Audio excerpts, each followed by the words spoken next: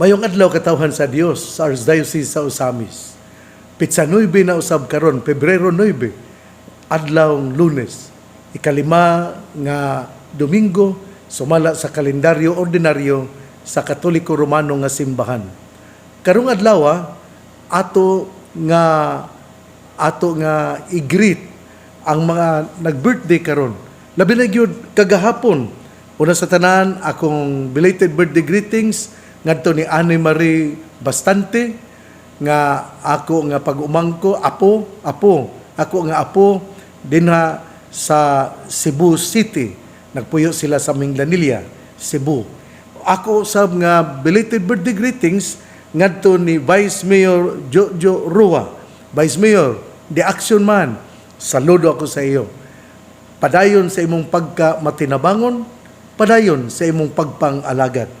Ako sab nga birthday greetings ugma ngadto nila ni Oliver Dingkong, ako nga pag-umangkon, labi na gyud ni Suset Baliling Edoliantes ngadto ni Baliling ni Suset Baliling Edoliantes, imong birthday sa pizza o ugma pizza G's, advance happy birthday ngadto sab ni Charles Dingkong nga magsaulog siyang birthday karong pizza 11 o ngadto usab ni Seminarian John Pamatong nga magasaulog siyang birthday karong pizza 12 o ngadto usab ni Kilor Turco nga magasaulog sa iyang birthday karon nga pizza 13 Biyernes pizza 13 o ako usab nga advance birthday greetings ngadto ni Vice Mayor Fe Manso, ang Vice Mayor dinha sa munisipyo dinha sa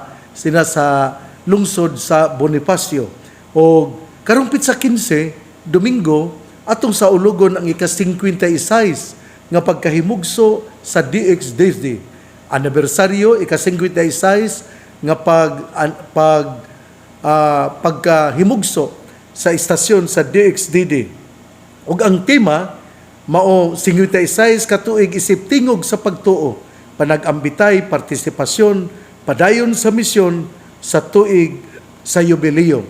Sanglit Domingo man, ang atong misa pasalamat atong himuon sa pizza 14, Sabado, sa alas 4 sa hapon. O ang tentative place asa buhaton ang misa ari diri sa Archbishop's Residence sa Katadman, Ozamis City. Karong adlaw ang atong ebanghelyo atong kutloon sumala sa ebanghelyo ni San Marcos. Mitabok sila sa lanaw ug midunggo sa Genesaret ug gihigot nila ang ilang sakayan. Sa pagkawas na nila, nailhandayon si Jesus sa mga tao. Busa nanagan sila ngadto sa kasikbit nga mga balangay ug gidala ngadto kang Jesus ang mga masakiton nga naghigda sa ilang mga higdaanan. Bisan asa si Jesus moadto sa kabalangayan, sa kalungsuran, sa kaumahan, dadon sa mga tao ang ilang mga masakiton ngadto sa mga tiyanggihan. Nagpakiluoy sila nga ang ilang masakiton pahikapon bisan lamang sa sidsid sa iyang bistig ug nangaayo ang tanan nga nakahikap kaniya. Ebanghelyo sa tong Ginoo, daygon ikaw o Kristo. Sa dili pa ko mopadayon, ako diyang ipahibalo nga ang Diocesan Clergy of Mindanao maghimo sa panagtapok nganha sa Archdiocese sa Zamboanga, pinanguluhan ni Archbishop Julius Tonel. Busa sa pizza G's, 11 hangtod sa 12, adunay panagtigom sa mga kaparian nga gitawag og Diocesan Clergy of Mindanao. Kining inyong alagad moadto sa pizza G's kay doon na may meeting, mosayo akong lakaw, kay doon na may meeting sa alauna imidya. Busa ako muingon nga mosayo akong adto aron makaapil sa meeting sa mga kaobispuhan dinhi sa Mindanao. Ang mga obispo sa Mindanao adunay 22 kabuok kay nahimo naman nga diocese ang prosperidad. Mao nga adunay 22 ka mga obispo dinhi sa Mindanao. Ug dunay 5 ka arsobispo dinhi sa Mindanao. Sa Zamboanga si Archbishop Julius Tonel, sa Cotabato si Archbishop Charles Inzo, sa Davao si Archbishop Romulo Valles, sa Cagayan de Oro si Archbishop Cabantan, o dinhi sa Archdiocese sa Osamis kining inyong sulugoon. Ang ato di ay nga ebanghelyo gikutlo sumala sa ebanghelyo ni San Marcos. Ang nakanindot ani ba kanang ato yung hinumduman na nga ang tema karon mao gayud ang pagpakahimo nga asin ug kahayag sa kalibutan. Ug atong nabantayan nga si Jesus gapuyo gyud niining maong mensahe kay nailhan man din siya sa mga tao. Pag abot gyud niya, pagdunggo gyud ni Jesus sa Genesaret ug ilang gihigta ng ilang sakayan, ang mga tao sa pagkawas gyud niya, ang mga tao nagdinaganay ug miadto sa kasikbit nga balangay aron ilang dadon ang ilang masakiton ngadto kang Hesus. Kanabang always remember that Jesus is truly human and truly divine. Ug sa iyang pagkatao, iyang gipadanag ang iyang kahayag. Sanglit ang mga tao nakailaman kinsa siya ug unsay iyang gihimo nga si Hesus matinud-anon nga mitabang sa mga katawhan. Mao kini iyang pagkatao. Kay ang iyang pagka-Dios nun, ang iyang pagka-Dios mao man pod nga siya nagpakamatay aron hatagan kita og pagkabanhaw. Mao nga kining nindot yung kaayo nga gipuy-an sa atong Ginoo ang mensahe kagahapon Domingo nga we are challenged to become the salt of the earth and the light of the world.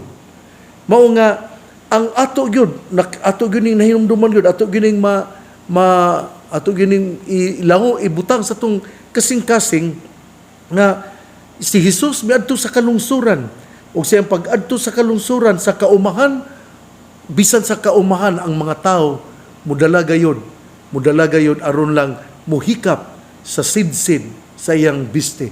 Kanabang si Jesus mihikap sa mga kasing-kasing sa mga tao ug tungod niya na sila nakaila kinsa ang atong Ginoo. Kita usab nining panahona nato hikapon usab ang atong kasing-kasing ug makaila kita sa Ginoo dinha sa Eucharistia. Sa panahon nga anaa kita sa Eucharistia, kita nakaila nga ang Ginoo mao di ay ang tuburan sa kinabuhing dayon. Ug dili lang ana, kita hikapon ug makaila kinsa ang Ginoo kun anaa kita sa dagat. Ug dinha sa dagat atong maaninaw ug makita ang halapad nga gihimo sa atong Ginoo din kini puno sa mga isda o alang sa atong pagkaon. Ug kun moadto kita sa bukid, ato usab gihikap usab ang atong kasing-kasing sa Ginoo ug kita nakaila sa kaanindot sa tanaman, sa kaanindot sa kabukiran. Mao kini ang mga pamaagi diin kita nakaila ni Jesus sa atong Ginoo tungod kay siya gapakita man nga usa ka salt of the earth and light of the world. Ikaw usab inahan, amahan, kung ang imong mga anak makag-ila bisan lang sa tinagaktak sa imong sapatos, gapaila ka na nga ikaw suod kaayo sa imong mga anak. Kana nagpasabot nga ikaw nakahatag gayon og kahayag, nahimo gayon nga asin dinha sa panimalay. Nindot yun kaayo kung kita mailhan sa mga tao. Mailhan manggod ta kung kita naghimo og mga maayong butang. At ang hinumduman nga kining kagahapon Domingo ang ebanghelyo bahin man sa asin o kahayag suga. Pero sa miagi pag yung Domingo, mao man kadto ang Beatitudes. Ang Beatitudes mao man ang paghagit nga kita mupuyo sa pagkabalaan diin atong batunan ang pagpaubos, kining poor in spirit aron kita mosalig ug modepende ra gayud sa Ginoo. Ug sa atong pagka poor in spirit, sa ato nga pagka pure of heart, mamahimo kitang mga anak sa Dios. Ug sanglit kita dunay poor in spirit, dunay pitay pure heart. Tungod ni ana atong ikapakita ang kahayag ni Kristo diha sa atong kinabuhi. Hinaut unta nga kining atong ebanghelyo ato yung hinumduman. Si Jesus miadto sa laing lugar ug diha nailhan siya. Nganong nailhan siya? Tungod kay gani ang mga tao, sila naman ang midala sa mga masakiton. Gapasabot nga ang kahayag ni Jesus isip matinabangon, nakit-an gayod sa katawhan. Ang kahayag ni Jesus nga mao ang pagka maluluyon, nakita gayod og nasinati og nabati sa mga katawhan niadtong panahona. Ikaw nga namati nako karon, giunsa nimo pagpadanag ang kahayag aron dili ikaw mao ang hatagan o pagdaig kundili ang atong amahan nga anaa sa langit.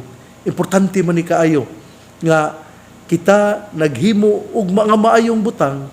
Apan sa atong paghimo og mga maayong butang, dili aron kita daygon, kundi aron himayaon ang amahan, aron hatagan og pasalamat ang Dios nga mao ang tuburan sa tanan.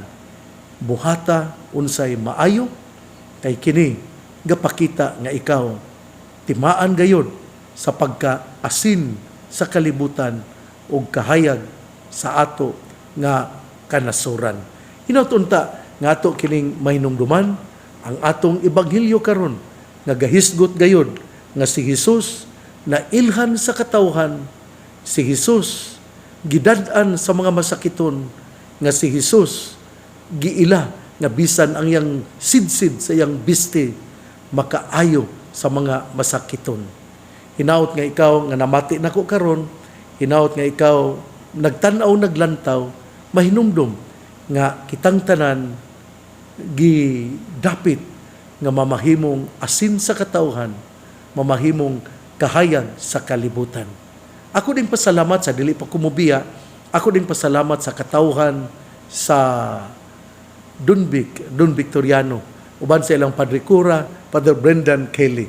Salamat usab sa mga diocesan clergy nga mi-concelebrate.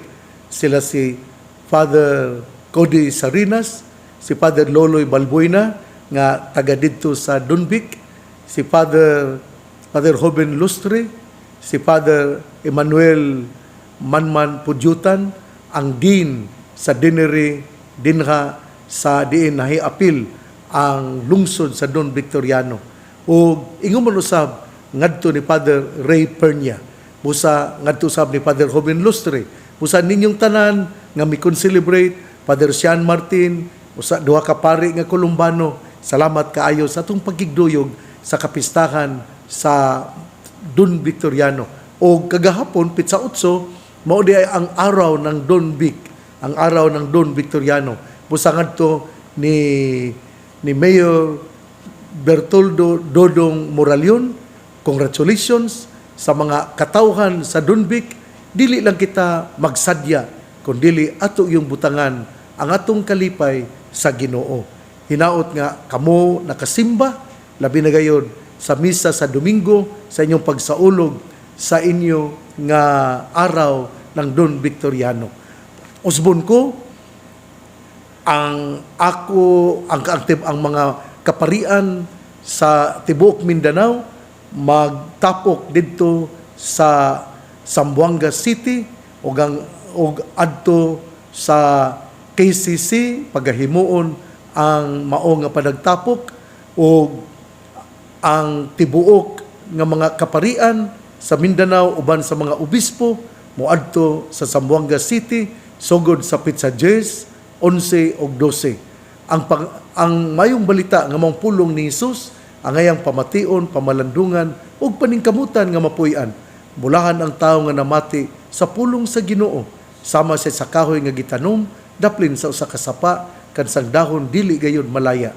tempo sa timbunga, siya mamunga. Igsuon, ugma na usab. Ako dita mong ipahibawon nga karong Martes, dili ugma, dili sa Pebrero 17, ordinahan pagkapari sa Reverendo Kelly James Puyod nga dito ordinahan sa Calamba sa mga alas 9:30 sa buntag. Busa ako takamong gipahibalo, mao kini ang iyang invitation. Mao kini ang invitation ni Reverendo Kelly James Puyod. Hinaot nga ato siya nga duyugan, ato siyang iampo, ato siyang tabangan. Mao kini si Reverendo Kelly James Puyod. O kining ang iyang ordinasyon pagkapari karong Martes, February 17, mao gayud kini usab ang anibersaryo sa atong pagka-diocese. Busa ngadto ni Kelly James Puyod nga ordinahan pagkapari karong Pebrero 17, 2026 didto sa parokya ni San Isidro Labrador sa Calamba, Misamis Occidental. Advance congratulations o atong hinumduman nga siya mao ang Jubilee gift tungod kay ato manggisaulog gikan sa Enero 27, 2026 hangtod sa Enero 27, 2027 mao man ang usa ka tuig nga pagsaulog sa ika-75 ka tuig nga pagkalokal nga simbahan sa Usamis. Busa atong iampo si Kelly James Puyod o ang hinaot nga mas daghan pa ang musulod sa pagkapari, daghan pa ang musulod nga mamahimong madre. Ako dayeng awhagon ang mga katawhan dina sa kabukiran, dina sa Kanaw-Kanaw, dina sa Dulyan, Bonifacio, dina sa uban pa dina sa uban nga mga lugar nga nakadungog dining ako nga Sibya. Mari kita sa Birhen sa Kuta atong isulti ang atong mga kaguol, ang mga kalipay ug ang ako sayod nga ang mahal nga Birhen Maria mudungog, mamati ug tabangan gayud kita. Dili siya mao ang gahimo sa mao nga mga milagro kundi iyang dad-on ang atong mga intensyon ngadto sa iyang anak nga mao ang bugtong nga manluluwas o mao ang sukaranan sa ato nga kaluwasan. Iyang dad-on ni Mama Mary ang atong mga intensyon o dili gayud siya balibaran sa iyang anak kay si Mama Mary iya mapod nga inahan. Busa mangadto kita sa Birhen sa Kuta, moadto kita og atong ipadangat, modagkot kitag kandila kay pinaagi niini atong gipakita ang atong pagtuo. Ang pangaliya sa mahal nga Birhen Maria nga gisangpit sa mga misamisnon nga Birhen sa Kuta, ang Ginoo magapanalangin kanatong tanan. Sa ngalan samahan sa Anak ug sa Espiritu Santo. Amen. God bless. Mabuhay tayong lahat. Ayaw kalimot. Ang pag-ampo mao'y usa ka gahom diin kita hatagan sa grasya aron kita malig-on sa atong panaw padulong sa gingarian sa langit. God bless. Mabuhay.